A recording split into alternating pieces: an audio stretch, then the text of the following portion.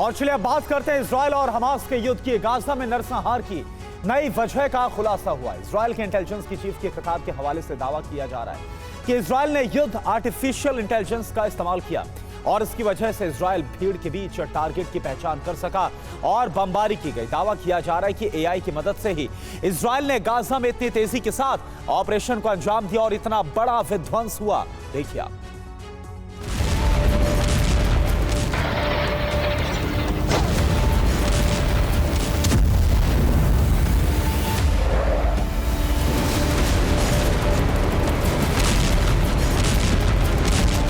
आधुनिक fighter jet, घातक guided bomb और सटीक प्रहार करने में माहिर पायलट्स।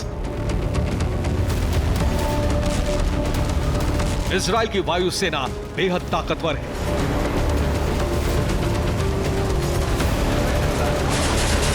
जमीन की जंग में भी इजराइल की आर्मी किसी से कम नहीं है, लेकिन घातक हथियार, सैनिक और आर्टिफिशियल इंटेलिजेंस के मेल ने गाजा युद्ध को और अधिक विध्वंसक बना दिया।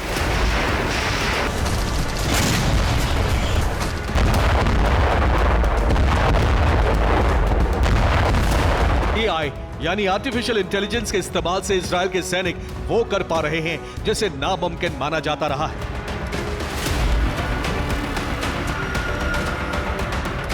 खुलासा इजराइल के इंटेलिजेंस चीफ की किताब से हुआ है। 2021 में छपी किताब का नाम ह्यूमन मशीन टीम है। किताब में युद्ध में आर्टिफिशियल इंटेलिजेंस के बारे में बताया गया है। किताब तो पुरानी है, लेकिन चर्चा अब इसलिए हो रही है क्योंकि गाजा में एआई के इस्तेमाल के कई संकेत मिले हैं। रिपोर्ट के मुताबिक पिछले 6 महीने से गाजा में इजराइल अपने दुश्मनों की जानकारी जुटाने और उसके आधार पर टारगेट को चुनने और हमला करने में आर्टिफिशियल इंटेलिजेंस का जमकर इस्तेमाल कर रहा है। रिपोर्ट के मुताबिक इजराइल गैस्पल नाम के एआई का इस्तेमाल कर रहा है। इजराइल के पास लेवेंडर नाम का एआई प्रोग्राम भी है। एआई से एक दिन में 100 टारगेट की पहचान होती है। एआई की जानकारी के बाद सेना टारगेट पर हमला करती है। इजरायली इंटेलिजेंस चीफ की किताब के मुताबिक एआई एक साथ कई लोगों पर नजर रखता है। खासकर डेटा को खंगालने में एआई को बेहद कम समय लगता है। एआई से कैसे टारगेट की पहचान होती है, ये समझिए। एआई से आसानी से पता लग जाता है कि कौन बार बार अपनी लोकेशन बदल रहा है, कौन बार बार अपना फोन नंबर बदल रहा है, कौन संदिग्ध इलाकों में बार बार जा रहा है, किसकी ब्लैक लिस्टेड नंबर पर बात हो रही है। एआई के डेटा से टारगेट का सटीक लोकेशन मिलता है। लेकिन इजरायली सेना पर सवाल इसलिए उठ रहे हैं क्योंकि हमले का फैसला सेना के अफसर करते हैं। ऐसे में आम लोगों की मौत की वजह भी सेना के अफसर ही हैं। संयुक्त राष्ट्र महासचिव एंटोनियो गुतरस ने गाजा में बमबारी के लिए इजरायली सेना के एआई के इस्तेमाल करने की खबरों पर चिंता जताई है।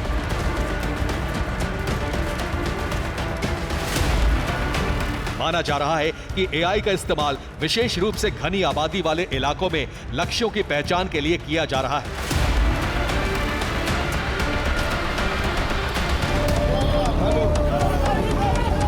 माना जा रहा है कि इजराइल अगर एआई के इस्तेमाल के बिना हमास के खिलाफ ऑपरेशन चलाता तो आम लोगों की मौत का आंकड़ा इतना बड़ा नहीं होता। Bureau report, TV9 Bharat.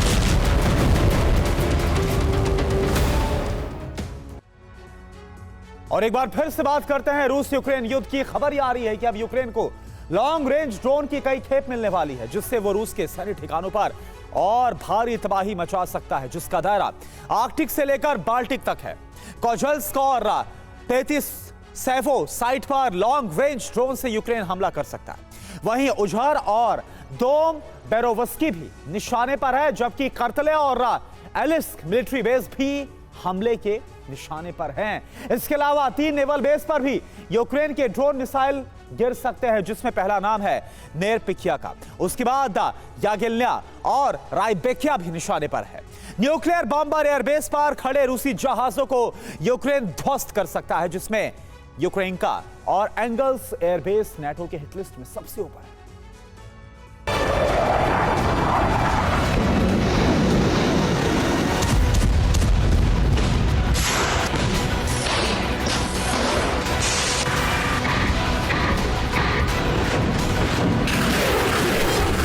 रूस पर लगातार हमले हो रहे हैं। इसके पीछे नेटो है। इसका अंदेशा रूस को पहले से था।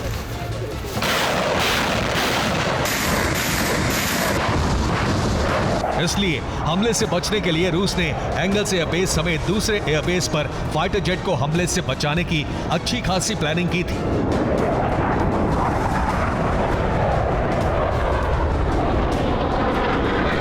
ये पिछले साल सितंबर की एंगल्स एयरबेस की तस्वीरें हैं, जिसमें साफ तौर पर TU-160 और TU-95 बॉम्बर खड़े दिख रहे हैं। लेकिन दूसरी तरफ ये इसी साल 21 मार्च की तस्वीरें हैं, जिसमें बॉम्बर साफ नहीं दिख रहे हैं, बल्कि सैटेलाइट इमेज धुंधली है। दरअसल रूस ने एयरबेस पर बॉम्बर को ड्रोन हमले से बचाने के लिए काले रंग से पेंट कर दिया। इसके अलावा प्लेन पर टायर भी लगा दिए। इससे यह समझ नहीं आ पाएगा कि कौन से प्लेन हैंगर में खड़े हैं, ये बॉम्बर है या फिर रिपेयर के लिए आए प्लेन।